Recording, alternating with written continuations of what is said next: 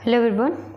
तो इस वीडियो में हमारा ये यूनिट 3 कंप्लीट हो जाएगा, जिसमें क्या है, वाइड एरिया मॉनिटरिंग सिस्टम और पीएमयू है।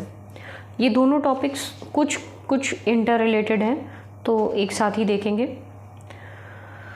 क्या है वाइड एरिया मॉनिटरिंग सिस्टम? फिर से नाम से समझिए, वाइड एरिया मॉनिटरिंग सिस्टम मतलब एक बड़े एरिया की मॉनिटरिंग का पूरा सिस्टम। ये हमारा हो गया WAMS, WAMS। तो wide area monitoring system are basically based on the new data attainment technology of phasor measurement as well as permit monitoring transmission system conditions over big areas in view of detecting as well as further counteracting grid instabilities। क्या कह रहा है?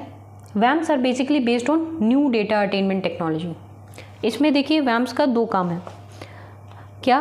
पहला तो data obtain करना, दो major function है। Data obtain करना from various sensors and measuring devices, और फिर उस डेटा से, डेटा ऑब्टेन करने के बाद उस डेटा से वैल्यू एक्सट्रैक्ट करना। हमारे पास, जैसे मैंने पिछले बार बताया था कि इंफॉर्मेशन या डेटा है, तो डेटा से जब तक हम कुछ वैल्यू नहीं निकाल पा रहे तब तक वो बेकार है।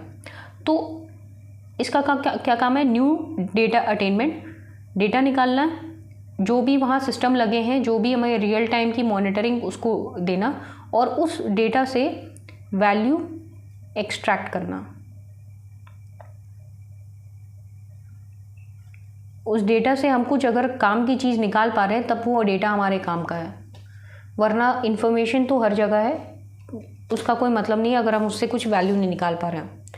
तो इसका यही है। Current, voltage as well as frequency measurement are taken by phasor measurement units. ये पीएमयू हम लोग अभी वो नेक्स्ट टॉपिक पढ़ेंगे। At selected locations in the power system as well as stored in the data concentrator every 100 milliseconds। Okay, the calculated quantities include both magnitude as well as phase angles as well as time synchronized via GPS receiver with corrections of 1 microsecond।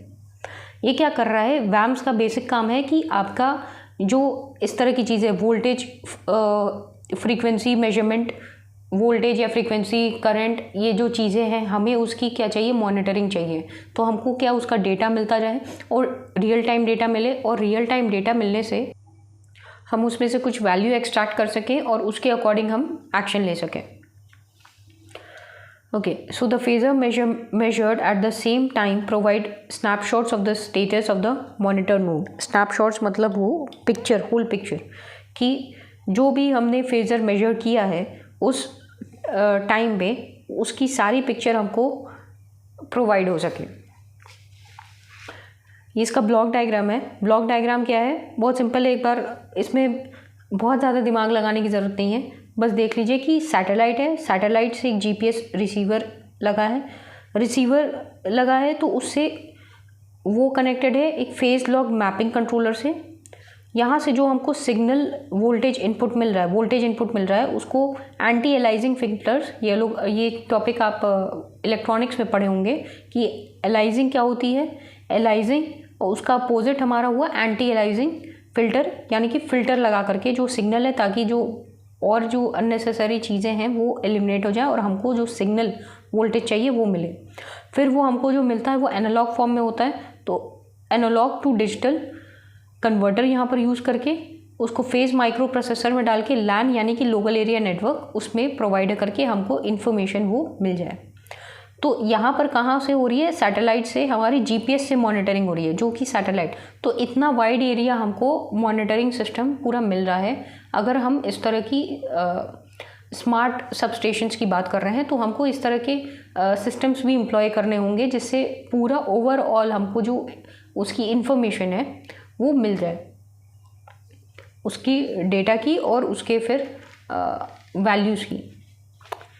So by comparing the snapshots with each other, snapshots मतलब pictures with each other, not only the steady state but also the dynamic state of the critical nodes in transmission line as well as sub-transmission networks can be observed.